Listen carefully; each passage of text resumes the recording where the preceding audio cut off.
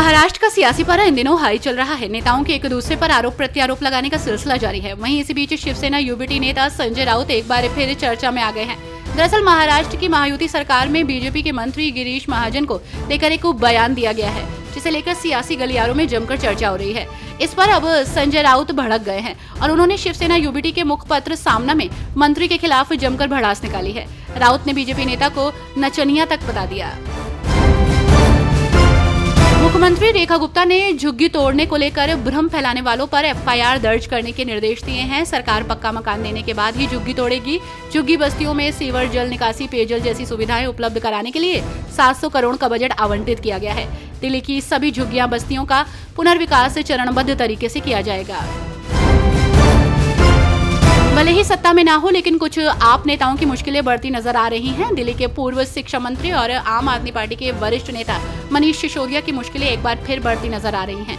दिल्ली सरकार के स्कूलों में क्लासरूम निर्माण को लेकर भ्रष्टाचार के मामले में अब भ्रष्टाचार निरोधक ब्यूरो ने सिसोदिया और पार्टी के एक और नेता सत्येंद्र जैन को समन भेजा है।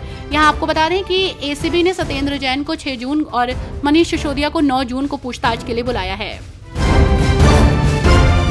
भ्रष्टाचार के खिलाफ धामी सरकार एक्टिव मोड में नजर आ रही है। आपको बता दें कि मुख्यमंत्री पुष्कर सिंह धामी के नेतृत्व में जीरो टॉलरेंस नीति अपनाई जा रही है। आईएएस रामविलास यादव, आईएफएस किशन चंद समेत कई अधिकारियों पर आय से अधिक संपत्ति और भ्रष्टाचार के आरोप में कार्रवाई की गई। भर्ती परीक्षाओं में नकल करने वाले 57 माफियाओं को जेल भेजा गया है और 24 आरोपियों पर गैंगस्टर एक्ट लगाया गया है। लाइब्रेरिया में 4 देशों की यात्रा के समापन पर बांसुरी स्वराज ने कहा कि भारत आतंकवाद पर समझौता नहीं करेगा। उन्होंने 2 टूक कहा कि आतंकवाद और बातचीत साथ नहीं चल सकते। भारत का कड़ा रुख अब वैश्विक मंचों पर गूंज रहा है। भारत ने आतंकवाद के खिलाफ बहुत स्पष्ट नीति जारी की है और वो ये है कि आतंकवाद और बातचीत एक साथ नहीं हो सकती। लेकिन क्योंकि भारत वसुदेव कुटुंबकम की अवधारणा में विश्वास करता है, अर्थात पूरा विश्व एक परिवार है और एक विश्व मित्र की भूमिका निभाता है। भारत पाक तनाव भले ही कम होता हुआ दिखाई दे रहा हो, लेकिन भारत में रहकर भारत से ही गद्दारी करने वाले जासूसों को जांच एजेंसियां खोज रही हैं और उन्हें गिरफ्तार कर रही हैं। आपको बता दें कि इसी बीच पंजाब पुलिस ने बीते 24 घंटे में दूसरी बड़ी कार्रवाई करते हुए और पाकिस्तानी जासूस को गिरफ्तार किया है। आरोपी एक यूट्यूबर है।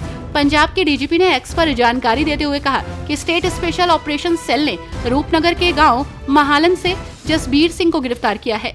अब तक मिली जानकारी के मुताबिक जसबीर सिंह यूट्यूब पर जान महल नाम का एक चैनल चलाता है। मध्य प्रदेश के मंत्री विश्वास कैलाश सारंग ने कांग्रेस सांसद और लोकसभा में नेता प्रतिपक्ष राहुल गांधी के बयान पर कहा, राहुल गांधी का बचपना खत्म नहीं हो रहा है, वे कब परिपक्व होंगे। एक बार फिर उन्होंने भोपाल में बचकाना बयान दिया, जब पूरी दुनिया हमारी सेना और जवानों का लोहा मान रही है। ऐसे में इस तरह के बयान देशद्रोह की श्रेणी में आते हैं। नरेंद्र मोदी प्रधानमंत्री जैसे संवैधानिक पद पर बैठे व्यक्ति हैं, उस पद पर इस तरह की टिप्पणी नहीं की जा सकती। लेकिन राहुल गांधी से और क्या उम्मीद की जा सकती है। पंजाब में अनुसूचित जाति समुदाय को बड़ी राहत देते हुए मुख्यमंत्री भगवंत सिंह मान के नेतृत्व में पंजाब मंत्रिमंडल ने आज 67 करोड़ 84 लाख रुपए की कर्ज माफी को मंजूरी दी है, जिससे लगभग 4800 परिवारों को लाभ हुआ। आपको बता दें कि संबंध में निर्णय मुख्यमंत्री की अध्यक्षता में उनके सरकारी आवास पर हुई मंत्रिमंडल की बैठक में लिया गया।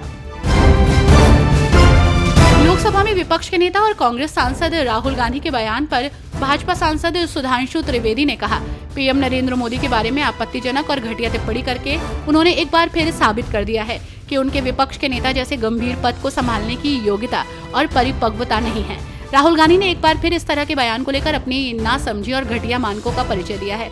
मैं राहुल गांधी से कहना चाहता हूं कि ये वही पार्टी और वही संगठन है जिसने अजय कांग्रेस को कई राज्यों में अप्रासंगिक बना दिया है।